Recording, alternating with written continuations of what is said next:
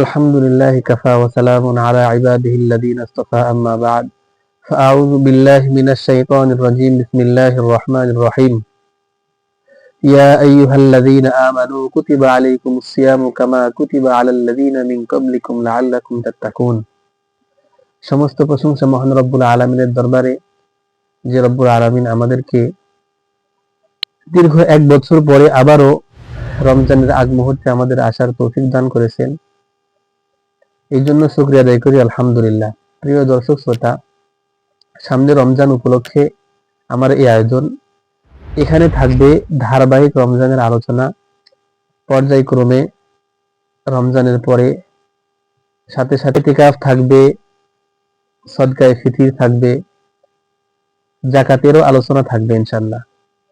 এই রমজান উপলক্ষে 1 নম্বরে রমজানের আলোচনা থাকবে, 2 নম্বর থাকবে ইতিকাফের আলোচনা, 3 নম্বর থাকবে সদকায়ে ফিতরের আলোচনা, 4 নম্বর থাকবে যাকাতের আলোচনা।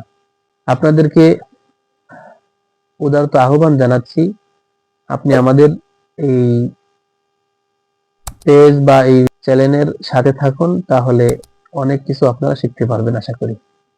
প্রিয় সুধী, রোজা হলো সুবহে সাদিক থেকে সূর্যাস্ত পর্যন্ত রোজার নিয়তে ইচ্ছাকৃতভাবে পানাহার, যৌন তৃপ্তি থেকে বিরত থাকাকে রোজা বলে।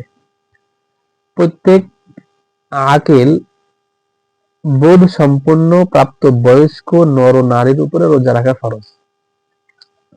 এখানে 2টা বিষয় বললাম। এক হলো রোজা কখন থেকে শুরু হয়ে কতক্ষণ পর্যন্ত রোজা থাকবে। সুবহে সাদিক থেকে শুরু করে সূর্যাস্ত পর্যন্ত রোজার নিয়তে ইচ্ছাকৃতভাবে পানাহার, যৌন তৃপ্তি এই সকল বিষয় থেকে বিরত থাকাকে রোজা বলে। রোজা কার কার উপরে ফরজ, রোজা কাদের উপরে ফরজ? রোজা হলো আকিল তথা বোধ সম্পন্ন প্রাপ্ত বয়স্ক নর ও নারীর উপরে রোজা রাখা ফরজ। এই ছিল আজকে সংক্ষিপ্ত আলোচনা। আগামী পর্বে ইনশাআল্লাহ আরো আলোচনা করব।